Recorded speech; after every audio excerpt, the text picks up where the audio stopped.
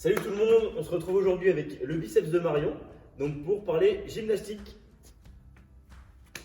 Aujourd'hui on va parler handstand hold principalement. Donc on va commencer par travailler le placement sur le nose to wall. Donc un nose to wall, c'est ça, on part. Le buste à plat, on se redresse, on vient grimper petit à petit contre le mur. Le but c'est de coller le plexus et le nez contre la paroi. On s'autogredit au maximum, on pousse fort dans les bras, les pieds en pointe. Idéalement, les cuisses ne touchent pas. Quand on redescend, on retient bien la descente, on ne s'éclate pas, on se respecte un petit peu. On va vous faire travailler sur 4 tours. Il n'y a pas forcément de temps de récup prescrit. Prenez le temps qu'il faut pour récupérer un peu vos épaules et vous repartez quand vous êtes à l'aise. On va travailler entre 20 et 30 secondes en position statique. On commence donc en nose to wall sur une position où on est à l'aise et on vient au fur et à mesure des tours se rapprocher de plus en plus du mur. Si jamais on est très à l'aise, maintenez ça avec le nez vraiment contre le mur en s'autograndissant au maximum sur les 4 tours. On va enchaîner par du travail sur du back to wall. Donc le but ça va être de déjà avoir une bonne position, bien se grandir au maximum et ensuite arriver à décoller un petit peu les pieds pour arriver à faire un petit travail statique. Donc le back to wall c'est ça. On vient se poser délicatement contre le mur. On rentre la tête entre les épaules, on s'autograndit au maximum et on essaie d'être bien stable, bien gainé. On serre fort, fessiers, cuisses, abdos et on pousse fort dans le sol. On va travailler ensuite sur l'éloignement des pieds du mur en étant bien à l'aise, en poussant fort dans le sol et en restant le plus statique possible. Là, pareil, on se place bien en back to wall, on s'autograndit et on vient essayer de décoller les pieds petit à petit, de maintenir vraiment une position où on est à l'aise. N'hésitez pas à avoir, si vous avez sous la main, un pareur qui vous permettra de vous maintenir et d'essayer de trouver ce point d'équilibre. Sur le back to wall, vous pourrez travailler pareil 4 tours. Le but c'est de travailler entre 15 et 20 secondes en étant engagé au maximum. Si vous êtes très à l'aise, vous pouvez enchaîner sur le même travail en nose to wall, mais là vous aurez peut-être un petit peu plus d'appréhension avec la peur du vide et la peur d'avancer.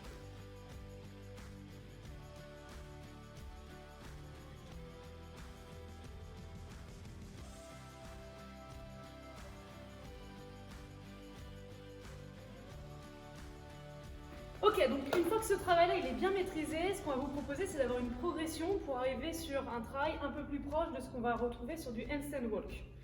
Donc pour ça on va travailler sur le transfert du poids de corps, premièrement en position de nose to wall, puis en position de back to wall, puis sur des shoulder taps. Alors vous allez commencer en nose to wall, et ce que vous allez essayer de rechercher c'est un transfert du poids de corps du côté droit au côté gauche, d'accord ? Plus ça va, plus vous allez avoir dans l'intention de décoller une main. D'accord? Donc dans un premier temps, en passant sur le bout des doigts, puis en décollant entièrement la main. Ok, merci. Alors, vous avez bien vu sur sa position que quand il penche d'un côté, tout le corps ne penche pas du même côté. D'accord? Il va faire une sorte de banane. Tac, à gauche, puis à droite. Okay. Une fois que ce travail-là il est maîtrisé, vous pourrez le faire du coup en back to wall. Donc Max va se lancer dos au mur. Et pareil, il va venir travailler en faisant la banane, poids de corps à gauche, puis à droite. Plus ça va, plus on passe pointe de doigt. Et dès qu'on est à l'aise, on peut partir sur un décollement des mains. Allez, le niveau suivant, ça va être de passer en shoulder tap. D'accord? Donc on vient toucher soit l'épaule du même côté, soit l'épaule opposée, d'accord? Toujours avec ce transfert de poids de corps. Max va partir en back to wall.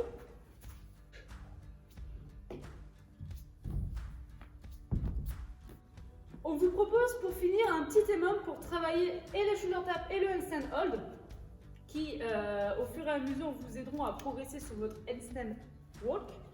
Donc un petit EMOM avec 2 minutes différentes, 2 mouvements différents. Le premier, ce seront des shoulder taps. Donc on vient de voir 2 premières variations, d'accord? Donc la première variation au shoulder tap, ce sera en free.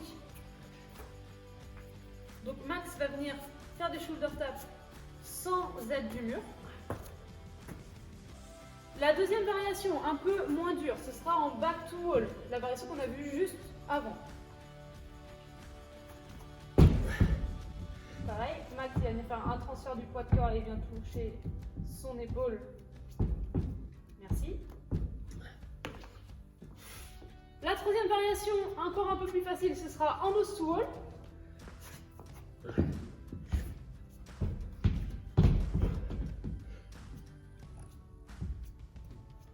Merci.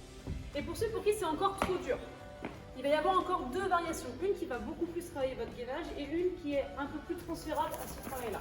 Celle qui est plus transférable, ça sera des shoulder taps en pike push-up. Donc, vous mettez vos pieds sur une chaise, sur votre canapé, sur un banc, peu importe. Vous mettez le plus à la verticale possible, les fesses au-dessus des épaules et vous venez travailler en shoulder tap. Pour tous ceux qui ont des petits problèmes au niveau des épaules et qui ont pour l'instant besoin de continuer à se renforcer et à travailler leur gainage, vous pourrez faire du shoulder tap en position de gainage. Le but étant de vriller le moins possible au niveau du bassin. Donc on est bien gainé et on travaille en touchant l'épaule opposée. Merci Max. Sur cette adaptation, vous pourrez travailler un petit peu plus longtemps. D'accord? Donc je vous propose de travailler entre 30 et 40 secondes. Pour la deuxième minute, on vous propose de travailler en handstand hold. On va suivre les mêmes progressions. Tenir le handstand hold en free, on vous propose de mettre un carré d'1 mètre par 1 mètre et vous devrez tenir votre handstand hold dans ce carré.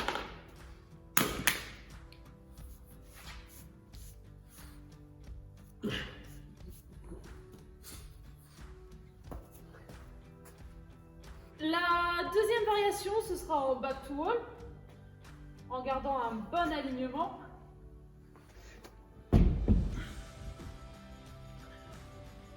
Et vous l'aurez compris, pour les autres variations, ce sera nose to wall.